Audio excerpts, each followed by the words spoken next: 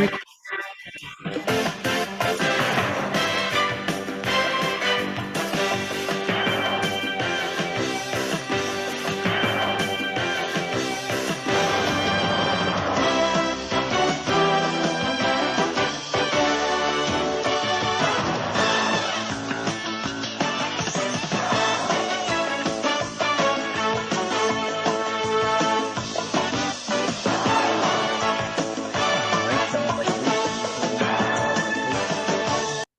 Good stuff.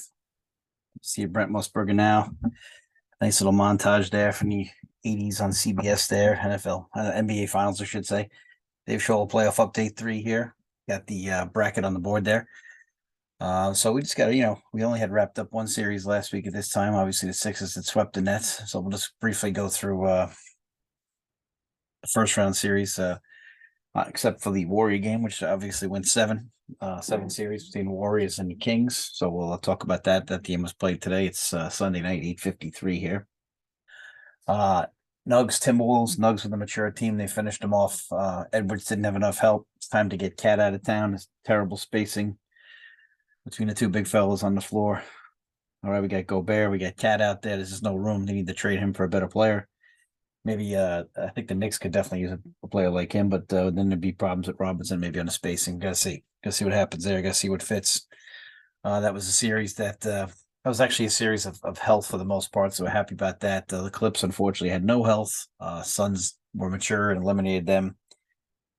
Russell Westbrook played his ass off. I was happy for Russ, but maybe it shows you that he's not he didn't commit the Kennedy assassination. Everybody blames Russ for everything. Russ obviously could still play. Hopefully he gets a good deal, or maybe gets picked up, or maybe somebody trades him to a team that wants him. Lakers took care of the Grizz of the night. Grizzlies remind me of the 1990 Pacers, who talked a ton of crap before Larry Bird came back with a concussion and shut up Chuck Person and Reggie Miller. But the Grizzlies just talked all year. No Clark, no Adams. It definitely could have given him a run, maybe go 7, but Grizzlies just doing a lot of talk. Brooks just was not good. Shaw was hurt. Like I said, no Clark, no Adams. Definitely a tough situation. Kings Warriors today, 22 offensive rebounds in the third quarter. It's got to be a record. Steph with 50. Pretty crazy stuff. Kings did a great job winning game 6. But today they looked like the Knicks a little bit today. Looked like one team had been there and one team hadn't. And sometimes that doesn't always work. Usually you have to pass the torch sometime, but the Kings in the third quarter just totally collapsed. And then De'Aaron Fox was out there until about the 8-minute mark in the third quarter. This is when it all got away, and he didn't impose his imprint on the game. And he's probably my favorite guard in the NBA, so it hurts me to say that, but he's going to have better days ahead. But the game got a little bit too big for them today. They didn't play well. If you look at the statistics of the game, typical. Harrison Barnes, who I love, goes 1 for 4 today in the meat of the game. How do you only take 4 shots? He's been such an important player for that team. Sabonis was great in the first half with 16, but didn't do much. Third quarter, they just totally fell apart. Their offense fell apart. They wound up letting Davis take big shots. Davis and Murray wound up having to take the big shots, and I give Murray and Davis credit for taking the big shots, but in that situation there, you're not going to do it. Kevon Looney, who I've said before in this program, is the Kurt Rambis of today's NBA. He's a terrific player, does all the little things. Kurt was a little more skilled, but Looney is certainly a beast on the boards, very physical. Did a great job today. I was glad to see he got some post-game love. Such an underrated player. I loved him since they played Toronto a couple of years ago in the finals, playing with half an arm. Most guys wouldn't do that today, as we know, because most of them are soft. And again, as I've said before, no league is affected more than injuries than this playoff series. And here we are again with problems in the playoffs. But Steph with 50, and I didn't even think I think I've even seen him play better. So that's the scary part for him. So the thing is, it's going to be interesting. All these series have a life of their own, and it's fascinating. But the Kings today just definitely looked like those immature team, and the Knicks did the same thing today. We'll get to that in a minute. But big problems today for the immature Kings, and like I said, they just looked a little overwhelmed. Like I said, and Murray and Davis wound up taking big shots. And if you're going to lose the battle on the board, you got to get Len in there for some minutes. They seem to play him early. in the series, but not late in the series. So, I guess they have their reasons. So, get to that later. Lakers, Grizzlies, like I said, Grizzlies remind me of those early 90s Pacers teams where they thought they had Bird come out, and then Bird comes out with a concussion, just drains threes and shuts up Chuck Person and Reggie Miller. And Vern Fleming, if you remember him, good point guard. On the other side, the Heat, I told you this last week. When I left here, the Heat were up basically 2-1 on the Bucks, and I kept telling you how dangerous the situation this was. And that team believed, and I kept telling you that the Heat is a live dog because they just shoot the hell out of it. And you say, well, no Tyler Hero. We talked about that. We talked about Giannis coming back and playing, and he did. He did come back. He did play well. But twice, they gave up a 15-point lead in the fourth quarter and a 13-point lead in the fourth quarter and lost games 4 and 5. Just atrocious. One of those in Milwaukee, of course, one of those in Miami. Listening to the game on the radio on the way home on Monday night, I could not believe what I had heard. Listening to that game, they just gave up the defense. Some bad execution on the out-of-bounds play with 2 seconds left. I don't know how the hell you leave Butler not being covered by Giannis on that play. I don't know how you don't have a big guy guarding the inbounder, things of that nature. We'll get to that.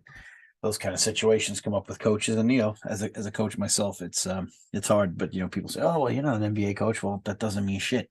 So the thing is, there's still coaching mistakes whether you're an NBA coach or not. And I know some high school coaches who are better than some NBA coaches. It's just it's who you know on the way up to a lot, and where you're from and who you've worked for.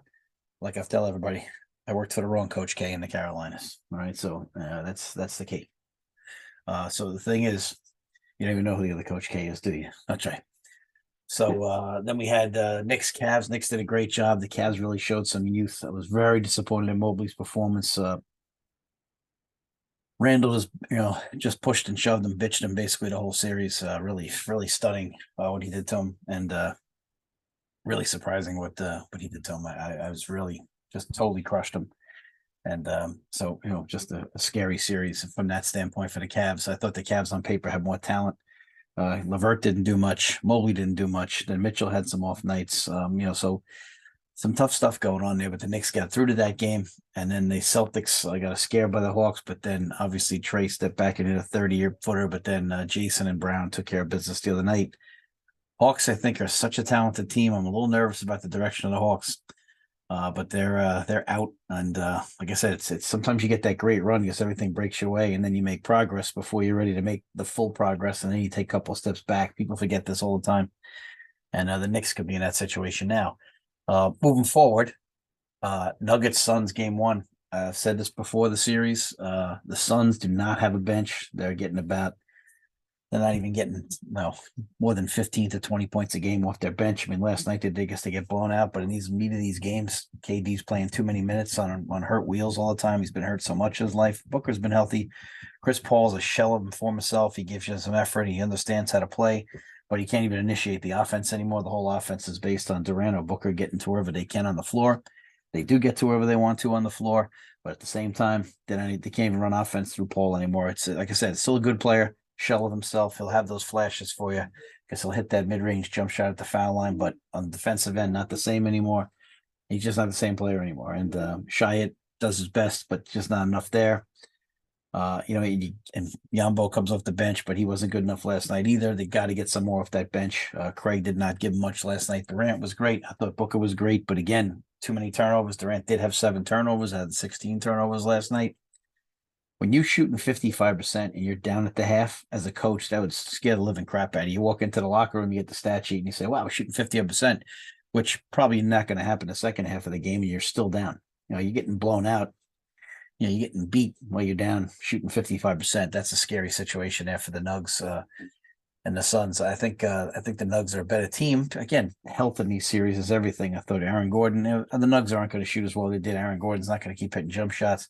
But keep in mind that Porter didn't even try to assert himself, and Porter's a very good player. For about a 4-minute period when the Nuggets started to pull away in the second quarter before it got close again before the half, Porter had a couple of big buckets on ISO, and I feel like he can score anytime he wants. It's just a matter of they don't have the matchups for him. And Durant did some good things on the shot blocking and things of that nature. But that series, I'm sure the Suns are going to have their moments. But I just don't think it's a good matchup for Ayton to be chasing Joker that far away from the basket. But he has to chase him out there unless you put KD on him. But then who's the Andre Ayton for covering? So you got to find those matchups where you can cover or not cover a guy the way you want. And as a coach, you got to pick your poison of which guys you want. Uh, the Heat Knicks game today. Knicks lost this game, I think, in the end of the second quarter. They're up 11. They're cruising along. They're up 10. They're up 9. All of a sudden, boom, boom, boom. You're only up a couple at the half. All of a sudden, game changes on you. You know, Obi Toppin in today instead of obviously Randall, who hurt his ankle. And this is where you miss Randall on a day like today. Sure, well, the jump shots are going. Knicks are not one of the better 3-point shooting teams in the playoffs. And you say, so how the hell is Duncan Robinson covering Obi Toppin? Well, don't forget, Obi Toppin's a lob catcher, a transition guy, and a 3-point shooter. And if you threw the ball to Obi, he's not going to take Duncan off the dribble. That's not what he does. That's not the part of the game that he's worked on and improved enough. And I love Obi, and I want him to play more. But at the same time today, they needed somebody like Randall out there, because then who's going to cover Randall? I really just don't believe that the Heat have anybody to cover Randall. So if you're posting up Randall and you're going to have to put Adebayo on him eventually, or Jimmy, you're going to get in foul trouble. Well, Jimmy's ankle, we got to see what's going on there. If they leave Robinson, you're going to have a situation where if Julius is ready to pass the ball, you're going to get a lot of lob dunks for Robinson, who I thought did some decent things today. Covering Adebayo is hard for him. I think Randall's going to have to cover Adebayo, but at the same time, it really hurts because the Heat just dared him to cut off Jalen Brunson in the paint, give help, make Jalen have somebody else make the shots. And for a while, the Knicks did that. The crowd was electric. But at the same time, you really got to ask yourself in this situation, got to get Randall back here. Randall needs to play in game 2. We'll see what happens with Jimmy's ankle. Again, too many injuries in the playoffs. It's disgusting.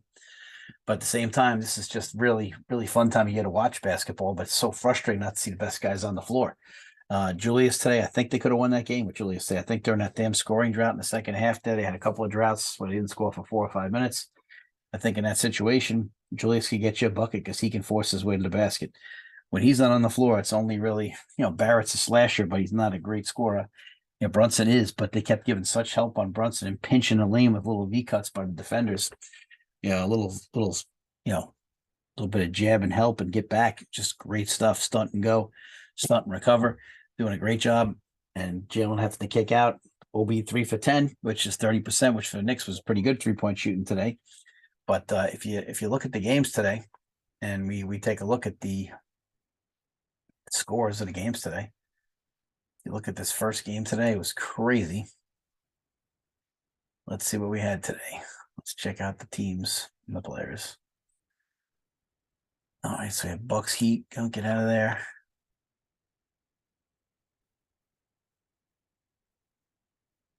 Yeah, we don't want that. We want Eames home. We'll check out that box score today. It was crazy. Box score for Knicks Heat. Let's check it out as we go forward here. Jimmy Butler, 43 minutes, 9 for 11 from the free throw line, 8 for 16. A great game, 25 points, 11 boards, 4 assists. Excellent job for him. Kevin Love, who I still thought had something in the tank. I said that a couple weeks ago. People just, try to write him off. He made some of the greatest passes today. 4 assists, 5 rebounds in 16 minutes. Great job. West Unseld outlet passes. Great performance by him. Adebayo didn't even play great, but yet he still had 16 points, 8 rebounds. Max Strus has just been incredible. I always look at a guy like this and just say to myself, I can't believe it. He only gets 6 shots, but hits 3 of them. Great job. Gabe Vincent is playing out of his mind. Only shot 6 for 16 today, made some big buckets in the second half.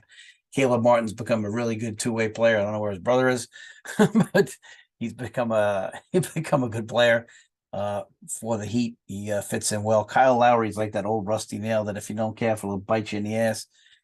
Kyle hit some great shots in the second half, hit some big buckets. He's a volume shooter, but today 5 for 12 for him. He did some good things. He had 5 rebounds, 6 assists. So again, a well done job today. Duncan Robinson didn't even really contribute today, but still stretching the floor. Cody Zeller even got some minutes. Just some funny stuff out of them. If you look at that box score, and for the Knicks, RJ Barrett 10 for 20. I didn't think he got enough shots after they say, like, geez, coach, he took 20 shots, but he hit 10 of them.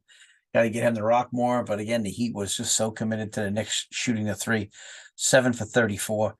And the Heat were 13 for 39, which wasn't even great for the Heat, but that's a difference of 18 points right there. At the 3-point line on the charity stripe, the Heat were 23 for 29, Knicks were 12 for 20. So again, 11 points there, 18 points another place, and there's your 29 points right there.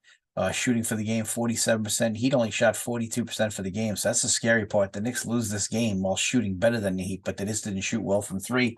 Knicks lost their poise, and everything was a three during a period where it wasn't going for him. Mitchell Robinson, 3 for 3, 14 rebounds. I mean, got to get in the paint and penetrate and then lob it up to him. But Abayo didn't have to do that today because they got such good help. He didn't have to help over Robinson, so we only got three quick shots. Josh Hart was pretty good. 8 rebounds, 4 assists for 5 personal fouls. Try to go at Jimmy. Hartenstein didn't really do much today. Quickly, he's going to have to play more, and Quentin Grimes going to have to play more. He's one of the better 3-point shooters for the Knicks. He needs some more. And I know, like, it's during the season, so you say to yourself, Jesus, like, he hasn't been in the rotation. But if they're going to cheat off of Obi Toppin, I know this is sacrilege, but as a coach, once the game starts, you got to do whatever you got to do to win. If they're going to cheat off of Toppin when he's in the game, and since the Heat plays small, can you throw in a guy off the bench who's a great shooter, Evan Fournier? And I know the Knicks fans don't like him, and he's not a fan darling, but let's face it, the one thing that guy can do is shoot. It is a smaller matchup out there, so maybe he can handle it. You tell me Evan Fournier can't cover like Duncan Robinson or, one of the other Heat players, maybe, cover Kyle Lowry, maybe Caleb Martin. Max Strus, he could definitely cover Max Strus. So if you're going to cheat off of Obi when he's in there for Randall needs a blow. I tell you what, I'd get Fournier ready. Tell him to get that arm ready, get that ice down. He can still make a jump shot. That guy can make a shot in his sleep. So, I mean, this is going to be interesting to see how they do it. I think, like I said, Grimes needs some more opportunities. This is going to be fascinating to watch down the stretch here. I thought Jalen 11 for 23 did a pretty good job. 0 for 7 from 3, though, and that's the thing. Look at these numbers. Like I said, my bad. Obi was 4 for 11 from 3. I apologize. 0 for 4 for Josh Hart from 3. They just basically said, we'll make you shoot from the outside. And the scary thing is the Knicks obviously shooting very well from 2. All right. So the Knicks were 34 for 52 from 2-point land. So that just goes to show you 34 for 52 from 2-point land. That is insane. That's a great amount. We have killing them in the points in the paint early in the game. Obviously, in the second half, that stat totally changed. Just totally crazy stuff. Let's look at the game charts for this game today as we dip into the second round. Really exciting stuff. Oh, look at that. Jalen Brunson, leading players, New York Knicks, points, rebounds, assists. You look at the stats here, team comparison, see the free throws, a big difference. The 3-point line, a big difference as far as percentage goes. But 2-point percentage, and here's the funny part. The Heat didn't even shoot well today. That's why this game is alarming for the Knicks. But I do think they don't have a matchup for Julius Randle.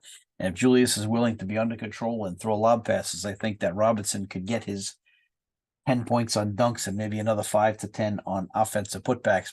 Because Adebayo is going to have to cover Julius Randle unless they go with Butler. If they do that, I post him up all day. He's just too big, too strong. And I know Jimmy's as tough as there is in this league. He's a junkyard dog. But at the same time, second chance points, Knicks won the battle. Points in the paint, Knicks won the battle. Fast break points were about even. All right, so you can see that just a crazy situation there. But the Knicks game today, just fascinating stuff. And you can't begin to how exciting this is. This second round, it's got some great matchups here, and people talk about how the West is much more exciting. Yeah, true. The Lakers Warriors is a dream matchup for the ratings. The ratings will be off the chart. But we're gonna see more crying in this series. The only thing I like about the Warriors Lakers matchup is Draymond caves to LeBron. He kisses his ass the whole series here, and instead of going after him and being a dog like he was earlier in the days. And tomorrow we got 76ers Celtics. And again, injuries rear their head. Sounds like Embiid's going to be out for game 1, possibly game 2. I don't see how you do anything without Embiid against the Celtics. I mean, Jesus, Harden is a great player, but he doesn't get to the rack the same anymore. Tobias has done a great job. Thibault's done a great job, but at the same time, you're not going to win these games without the big fella in there. He is probably going to win the league MVP. Like I said, so that's just going to be tough, but that'll be fun tomorrow night. Tuesday starts the Laker Warrior series. So this has been full swing here. The playoffs are in full swing. It's been a lot of exciting. Like I said, 21 rebounds from Looney today. Just so much fun today on the basketball court watching these games. So again, we things to watch. The Nuggets going to be able to keep that up, but the Suns going to respond with some depth. Got to see what matchups we get out of the Lakers and the Warriors here. I just don't know how the Warriors are going to get a rebound besides Looney. The Lakers also picked up Tristan Thompson. If they ever need a blow for Anthony Davis, he could definitely help him on the board. He does know how to rebound. He can catch a lob and finish. At the same time, we'll see how LeBron does. He's not the same player as he was. Doesn't have the same lift if you watch him jump right now, but he is still getting some block shots and stuff. But he's not the same lift off the ground when he's attacking the rim, but he's still a great threat. We'll see how Curry does. We'll see if Curry, again, you don't know if you have any injuries in this series right here. And be interested to see how Reeves handles this and Vanderbilt handles this. This is their first time to be the deep end of the pool. So will they be nervous? We'll have to see. This is going to be a lot of fun. How's Hachimura going to handle it? The Warriors have all been there before. And the funny thing is, Klay Thompson didn't even play well today. Wig didn't even shoot well today. It was really Looney and Curry at the same time. Poole has been awful. That contract is, again, like I said at the time, way too much money for a totally one-dimensional player. And it's not even a consistent one-dimensional player. He's an inconsistent one-dimensional player. He looks like he's stealing money right now. They sat DiVincenzo today. Thank God. He's been stealing money the whole series. I don't know what the hell he's doing out there, but they got to put somebody else in the game. He's been awful. Moody's been showing that he could do some things. I would rather go to him. They have DiVincenzo was awful today, and Steph basically, you could tell, said, "Don't take me out too much today," because he was out there for a lot of it. And like I said, DiVincenzo has not been delivering. So the thing is, it's going to be a fun semifinals in both conferences. It's going to be so exciting, and we're lucky. We got a game tomorrow. We got a game Tuesday night. This is going to be a blast. The schedule. Let's check out the schedule for the rest of the week. Playoff schedule. See. You got a final there, final there. What do you got tomorrow? Let's see. What do we get tomorrow? Let's get May in here. Oh, thanks. Let's see what we got in May here. May 1st, 76ers. We got tomorrow night. We also got Suns, Nuggets, 10 o'clock. Tuesday, we got double dip. Heat, Knicks, Lakers, Warriors. This is going to be a very exciting. I wish they weren't starting these games at 10, but I understand. It's painful to watch, but it's so much fun. Wednesday, we get 76ers, Celtics game 2. Thursday, we get Lakers, Warriors game 2, and then we start stretching out. And so far, let's be honest, they've stretched it out for LeBron so he can play more effectively. His team had only played 2 games, not even played 2 games yet in the first round, while some other teams had played 3. They always do this with the schedule. The rule should be every other day. That way there is no favoritism. But LeBron clearly gets that break. I mean, like I said, his team hadn't played 2 games yet in the first round. Go look it up when some of the teams had already played 3. They definitely do this because they know where their bread is buttered. Whether you like them or hate them, you still got to tune in. They know that. So it is going to be a chock full of basketball this week. And every night this week we have a game. So that is really nice to do that. But again, it should be really, really fun. Game 3 for the Nuggets, all for the Warriors and the Lakers will be Saturday, May 6th. So it's going to be a lot of fun. Looking forward to it. So for Dave Scholler here on Telling Like It Is NBA Update, definitely tune in. We might have to come in next weekend already, maybe Saturday or Sunday, and give you updates, maybe during the week. Depends. Running a spring league right now, setting up summer league with 46 teams. So we're a little busy, so we can't get in there every day. But very, very, very excited about the season and the that we just had in the playoffs. And we're going to keep moving forward. Definitely check us out on iTunes. All right. Check us out on Spotify. Check us out on Twitter, Instagram, Facebook, iHeartRadio. We got it all. So again, Nuggets up 1-0. Lakers Warriors start Tuesday. Heat Knicks down 1-0. 76ers Celtics tomorrow night. We'll say goodbye to you from there. Take care.